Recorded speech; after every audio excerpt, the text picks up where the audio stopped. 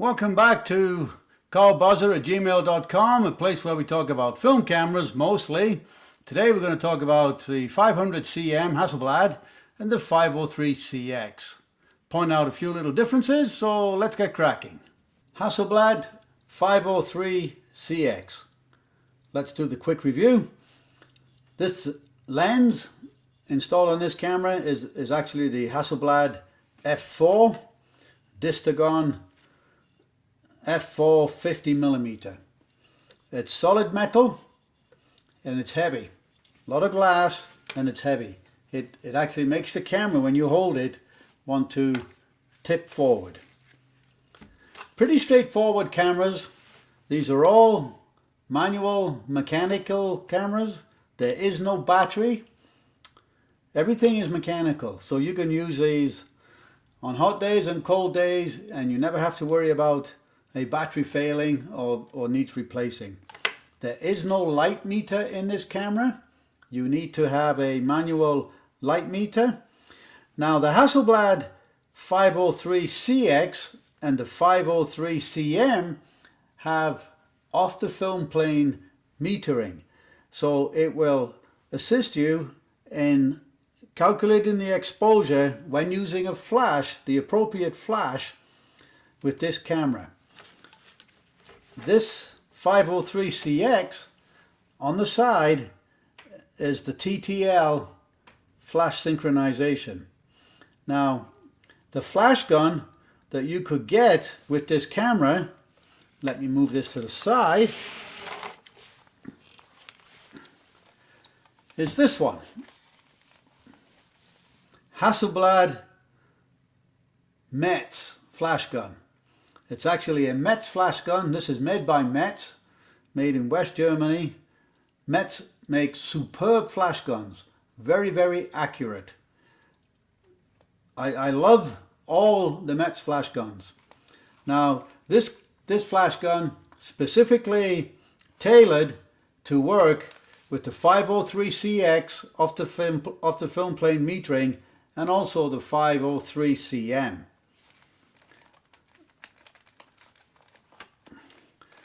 Battery powered,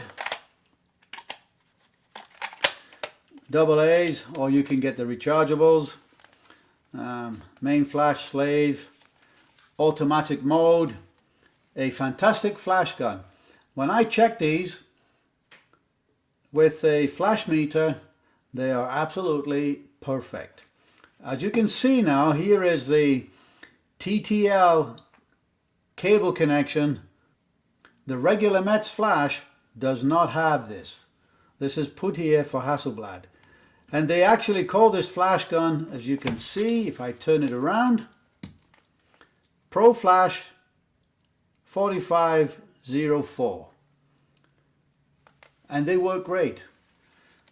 In the days of wedding photography, these were a godsend for these wedding photographers that used Hasselblad in the day.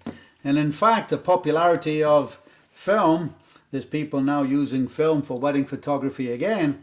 I would recommend one of these flash guns for that very purpose. So let's move this on. Back to the 503 Hasselblad CX. Okay, shutter speeds from B setting up to 500th of a second. No self timer. Everything is all manual. Shutter release button.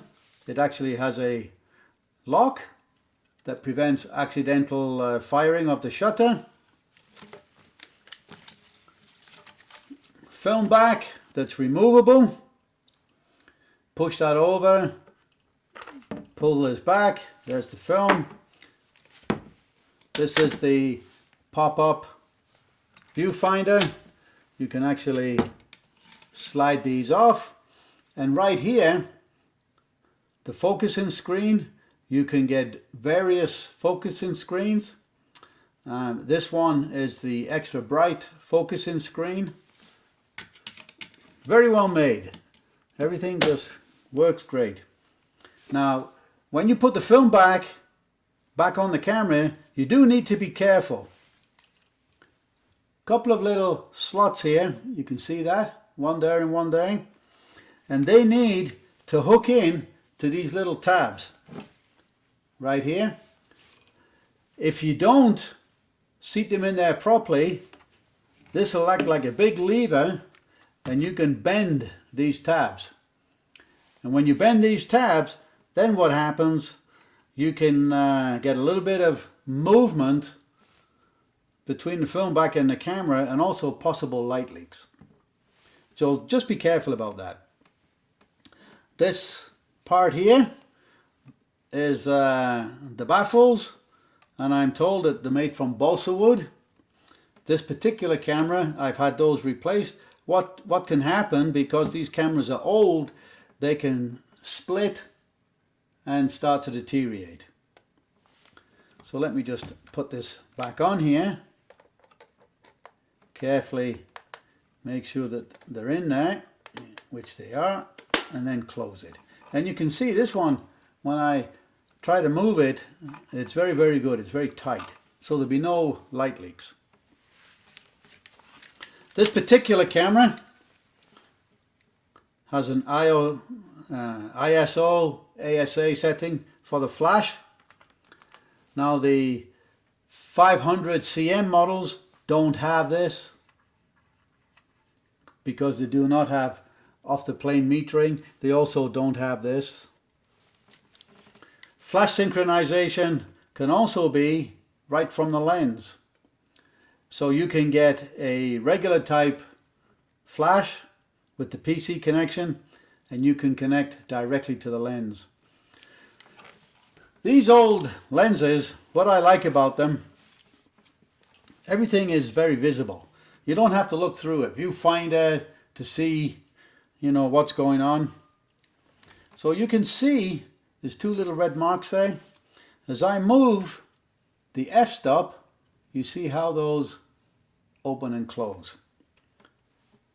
That is the display for the depth of field. The depth of field is the distance between minimum focus and maximum focus. So let me explain that a little better. You can set this camera so that, for example, from 5 meters to 20 meters, everything could be in focus. Everything outside of that is not in focus. So how do we do that? Okay, when you need to have a big depth of field, as in things that are close to you to infinity, you want to be in focus, then you need to use f11, f6, f16, f22. If you want to do a portrait shot and you want to blur out everything behind the person's head, then you need to use 5.6 or f4. Now let me show you something.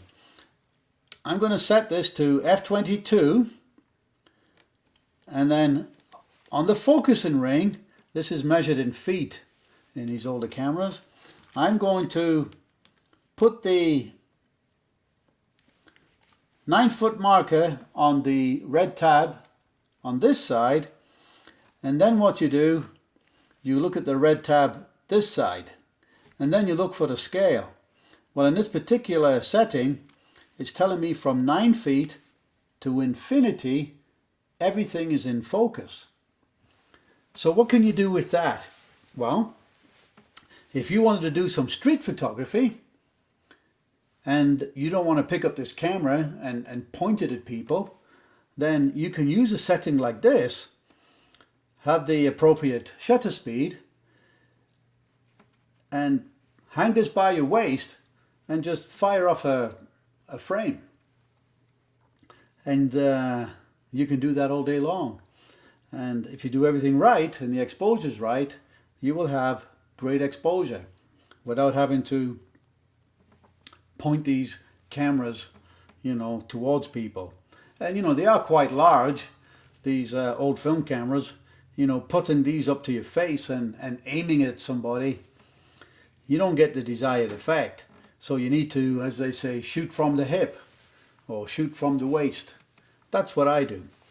So as another example, if I set this to, let's say f11 is typical on a sunny day with 400 ASA film, I can set this to 10, and once again from 10 feet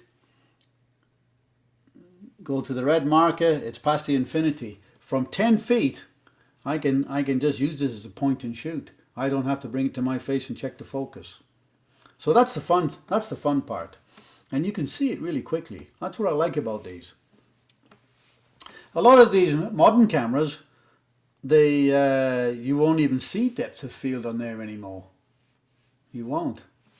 But that's the fun of these older cameras. Little marker here, you see that's red in there. When you load the film into this film bag, it goes from clear to red. It's actually silver to red. So if you have a couple of these film bags and you can't remember if there's any film in it, you just need to look at that marker there, and if you see color, then you know you've got film. There's also a film counter. See the film counter there? That's there too. It's telling me I've got 2 frames. 2 frames taken, or the second one ready to take. So that's about it. Quality wise, absolutely superb. The Hasselblad is one of my favorite cameras to take out on the street, and even if I go for a hike, I don't find it overly heavy. The build quality is superb. They're simple to use. You need a steady hand if you're going to use a slow shutter speed, but you know, at 125 of a second, 250, 500, you'll have some great photographs. Very well made. They're holding the value. You can buy one of these today, and 2 years later you can sell it and pretty much guarantee to get your money back. You're not going to get that with the high-priced digital cameras today.